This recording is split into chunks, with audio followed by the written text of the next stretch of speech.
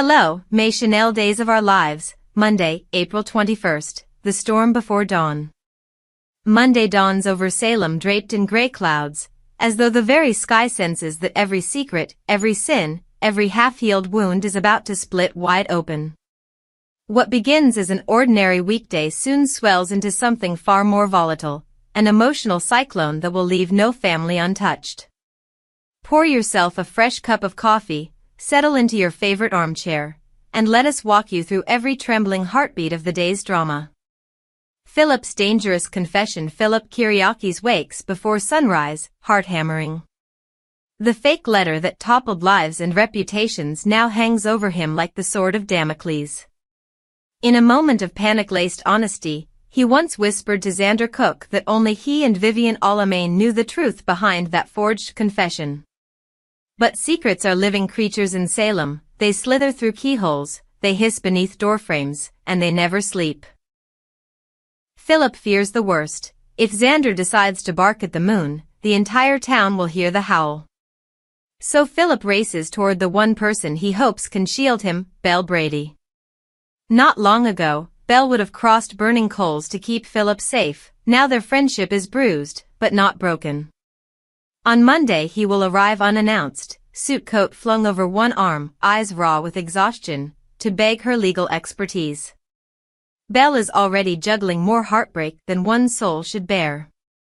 Yet when Philip whispers the scale of his deception, how the forged letter framed an innocent, how it could still land him behind prison bars, her old loyalties stir.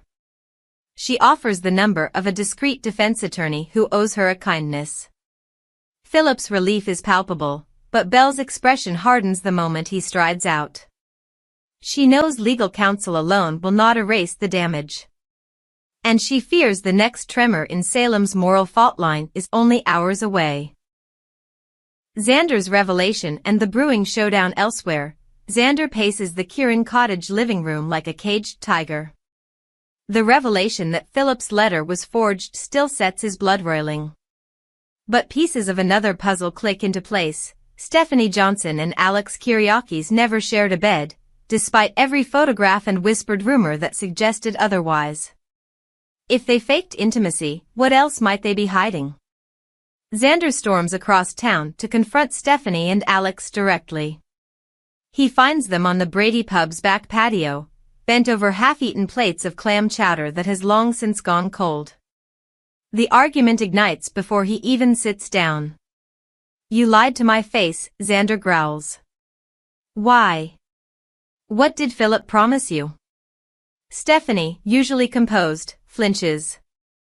She is torn between honoring Sarah Horton's plea for silence and her own mounting guilt. Alex, ever the peacemaker when family friction threatens business deals, tries to mediate. But Xander's patience snaps when Alex suggests they reconvene later in a more civilized environment. He slams his fist on the table so hard the silverware jumps. Unspoken in that charged moment is the single truth that could implode the room. Stephanie knows about Philip's forged letter. She learned it in confidence, swore she would never breathe a word, all for Sarah's sake. But secrets this explosive do not stay caged for long, and Xander has begun to taste the smoke seeping from beneath the door. Sarah's escape plan, and its hidden dangers watching Xander unravel, has left Sarah Horton trembling with dread. She persuades him to take an impromptu trip, somewhere coastal, somewhere anonymous, hoping the salty air will bleed poison from his anger. She packs their suitcases while he paces, reminding him how desperately their marriage needs distance from Salem's ceaseless gossip mill. Yet even as Sarah zips the final luggage compartment, she senses the plan may be doomed. Obsession is a stubborn weed, uprooted in one patch, it sprouts elsewhere. Xander's mind keeps circling back to Philip, to the forged letter, to the feeling that justice is gasping for breath beneath layers of lies.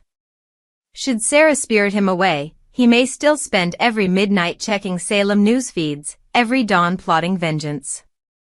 And if his quest for truth drags them back too soon, the fallout could obliterate not only Philip's fragile future but their marriage as well. Susan's midnight vigil at University Hospital, The corridors muffle every sound but the keening of heart monitors. In a dim ICU suite lies E.J. DiMera, entombed in a medically induced coma, his powerful presence reduced to the soft rattle of a ventilator. Into this hush tiptoes Susan Banks, his eccentric, fiercely loving mother, clutching a bouquet of marigolds and a rosary worn smooth by decades of whispered prayers. She stations herself at his bedside, smoothing his hair, marveling at the stillness of a son who once could command an empire with a single icy stare. Susan talks, because silence would let her fear scream too loudly. She apologizes for every childhood birthday she missed, for every argument she let fester, and then she does what only Susan can do, she scolds him. You listen here, Elvis Jr., you can't just lie around while everybody else is fightin' for their lives. Wake up, honeybun. Her voice cracks on the last syllable, and tears spot the starched hospital sheet. Then Susan's worldly vision blurs, replaced by a blazing mental image. She sees a broken pocket watch, its hands spinning backward, and a silver revolver tossed into the harbor. Gasping, she squeezes EJ's hand. If the vision is true, someone will try to erase evidence before dawn. She vows not to leave the room until EJ opens his eyes, because the DiMera family will need both of them for the war she senses brewing. Kate and Rex, a revelation too hot to handle several floors below. Kate Roberts is scouring her hotel suite when Rex Brady knocks, worry etched deep across his face.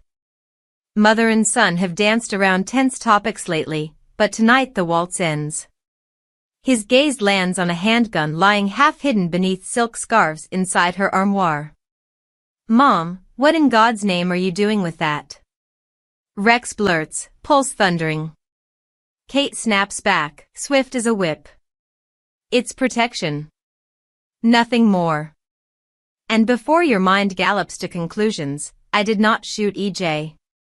But Rex, still reeling from the night EJ was ambushed, cannot scrub suspicion from his eyes. He cites ballistics, timelines, witnesses who saw her leave the DiMera mansion at suspicious hours. Kate's cheeks flush crimson. She loathes being cornered, even by her own son, and her temper erupts. They argue until the walls seem to tremble. Rex begs her to surrender the weapon to the police before it becomes Exhibit A in a murder trial. Kate counters that the police in Salem are rarely neutral, and she is safer when her fate rests in her own hands. By the time Rex storms out, the gulf between them feels as wide as the Atlantic Ocean. Left alone, Kate locks the revolver in a decorative wall safe.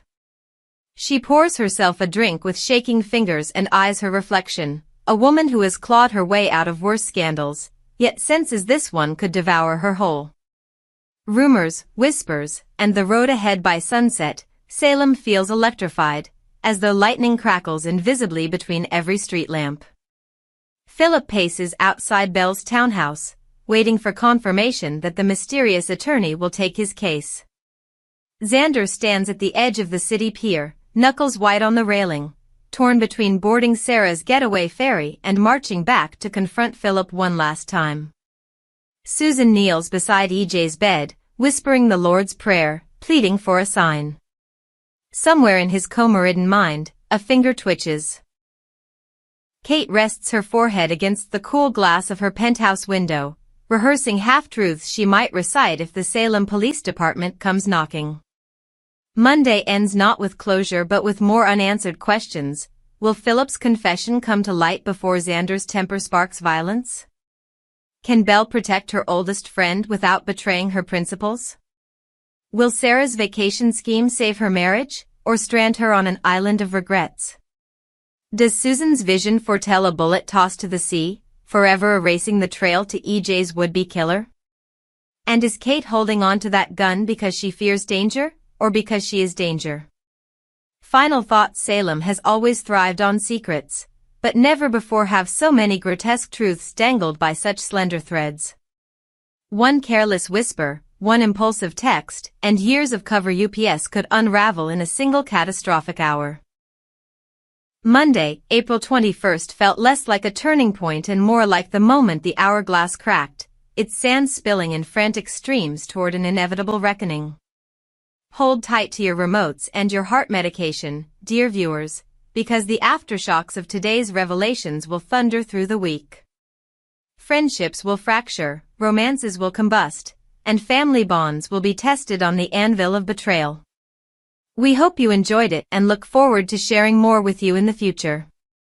Don't forget to like, comment, and subscribe VoiceFan DOOL for more updates on Days of Our Lives.